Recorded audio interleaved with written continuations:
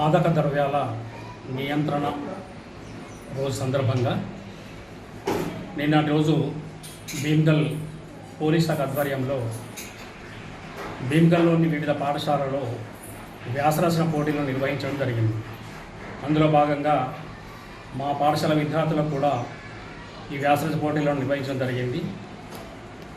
మరి ఈరోజు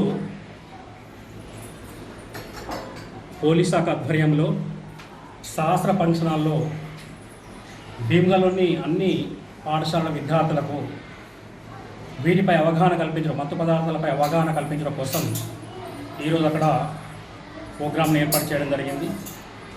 ఈ ప్రోగ్రాంలో భాగంగా నిన్నటి ఈరోజు అయితే ఎవరైతే వ్యాసరచన పోటీలో పాల్గొని ప్రతిభ కనబడిన విద్యార్థులకు వాళ్ళు బహుమతులను కూడా అందజేయడం జరిగింది.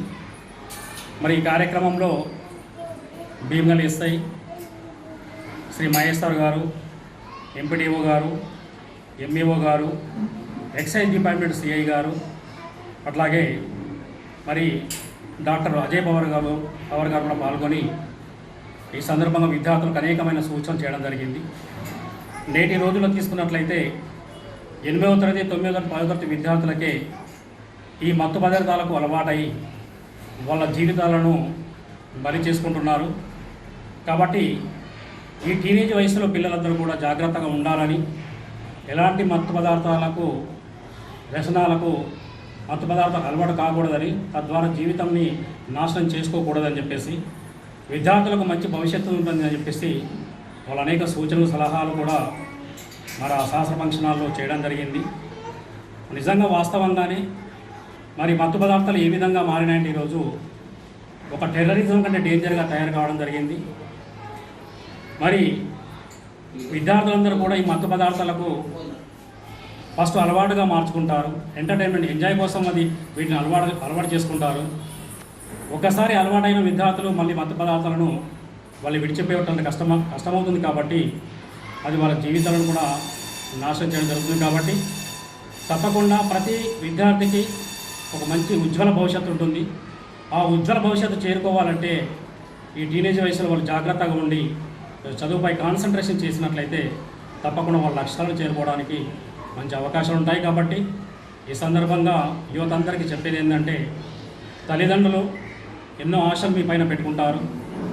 ఆ తల్లిదండ్రుల ఆశలను వమ్ము చేయకుండా మీ భవిష్యత్తు బాగుండాలనే ఉద్దేశంతో తల్లిదండ్రుల కోరికలను కూడా నెరవేరుస్తూ మీ స్థాయిని బట్టి ఎవరికి ఏ రంగంలో ఇంట్రెస్ట్ ఆ రంగంలో చదువుకుంటూ కష్టపడి వెళ్తూ మీ యొక్క జీవితాన్ని, మీ యొక్క లక్ష్యాలను చేరుకుని జీవితం ఉన్న స్థానంలో స్థిరపడాలని మనస్ఫూర్తి కోరుకుంటూ, ఏ విద్యార్థి కూడా ఈ వ్యసనాలకు బలి కాకూడదని చెప్పేసి, తల్లిదండ్రుల ముందు విద్యార్థులు వ్యసనాలకు అలవాటైపోయి వాళ్ళు ప్రాణాలు కోల్పోతే మరి ఆ విద్యార్థులపై ఎంతో ప్రాణం పెట్టిన తల్లిదండ్రులు కూడా ఆవేదనకు గురి కావాల్సిన సందర్భంలో అనేకమైన చూస్తూ ఉంటున్నాం. కాబట్టి మరి నిన్నటి రోజు కూడా తీసుకున్నట్లయితే మేడ్చల్లో ఒక సంఘటన జరిగిందని చెప్పేసి మాకు ఇందాక మా సాయిచర్ సార్ చెప్పారు.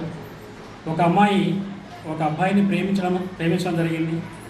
తిరిగి వాళ్ళ తల్లి ఆ అమ్మాయికి బెదిరించడం వలన ప్రేమించిన అబ్బాయిని తీసుకొచ్చేసి వాళ్ళ అమ్మ తల్లిని ఆమె హత్య చేయించడం జరిగింది. ఇది ఎంత దురదృష్టకరమైన సంఘటన. కాబట్టి విద్యార్థులు ఇది అర్థం చేసుకోవాలి. ఈ టీనేజ్ వయసు అంటే వాళ్ళకి మంచి చెడు తెలియదు.